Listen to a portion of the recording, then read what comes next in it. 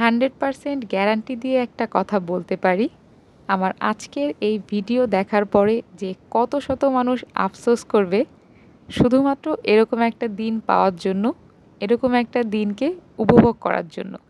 Hello everyone, আশা করি সবাই অনেক অনেক ভালো আছেন। আজকের ভিডিওটা আমাদের কাছে অনেক বেশি স্পেশাল এবং আমার কাছে তো এটা স্বপ্নের মতো একটা দিন। কেন এরকম করে বলছি, আস্তে আস্তে ভিডিওটা দেখলে বুঝতে পারবেন। তো চলুন ভিডিও শুরু করা যাক। তো গত সপ্তাহে আমরা গিয়েছিলাম আপুদের বাড়িতে। এটা আমাদের প্রি প্ল্যান্ড একটা ছোট্ট ট্যুর বলা যায়, একদিনের একটা ছোট্ট ট্রিপ। তো আমরা চলে যাচ্ছি সেখানে এবং যাওয়ার সময় আমরা সকলে আসলে অনেক বেশি অভিভূত হয়ে গেছি। মাটির রাস্তা, ইটের রাস্তা, ভাঙা রাস্তা, পাকা রাস্তা, সব কিছুরই অভিজ্ঞতা আমরা একদিনে করে ফেলেছি। এবং বাড়িতে যাওয়ার পরে তো আমরা আরও অনেক বেশি অবাক, কারণ এরকম খোলা জায়গা, মাঠ, এত সবুজ আসলে সচরাচর দেখা হয় না। তো যাওয়ার পরপরই শুরু হয়ে গেছে আমাদের দুষ্টামি, আনন্দ। আমরা গিয়েই আগে গাছ থেকে আম পাড়লাম। আমাদের উদ্দেশ্য ছিল হচ্ছে আম মাখা খাবো। এর পরপরই আমরা সকালের যে নাস্তা, আমরা তার জন্য বসে পড়লাম। আমি দাঁড়ায় পড়লাম, সুমনা বসে পড়লো। এবং নাস্তার কিন্তু ভ্যারাইটি, নাস্তার হচ্ছে শেষ নাই। তো আমরা নাস্তা খাওয়ার পরই শুরু করে দিলাম আম মাখানো এবং ভাবলাম যে একটা সুন্দর নিরিবিলি জায়গায় যে আমরা বসে বসে আম মাখাই। তারপরে শুরু হয়ে গেল আমাদের আম মাখানো, যেহেতু আমের সিজন তো কেন আম মাখানো হবে না।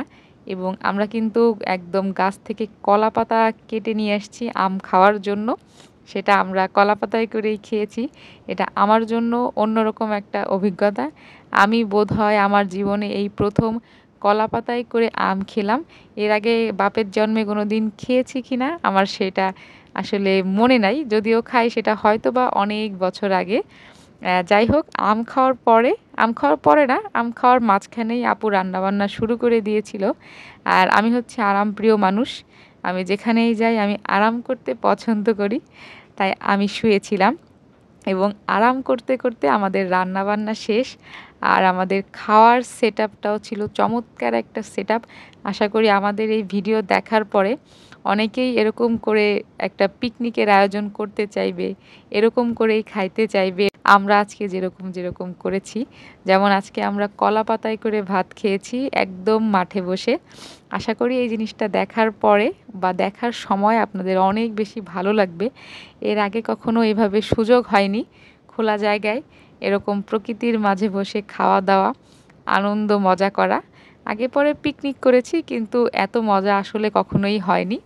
তো আমরা কলা পাতা কেটে নিলাম এবং আমাদের খাবার দাবার আস্তে আস্তে সার্ভ করা হচ্ছে এবং বহু রকমের আইটেম ছিল।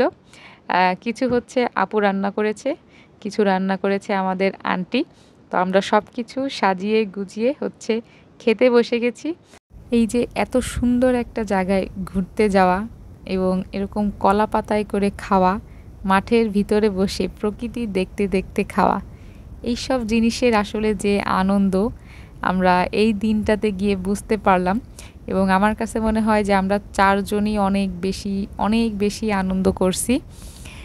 আসলে এটা ভাষায় প্রকাশ করা যাবে না।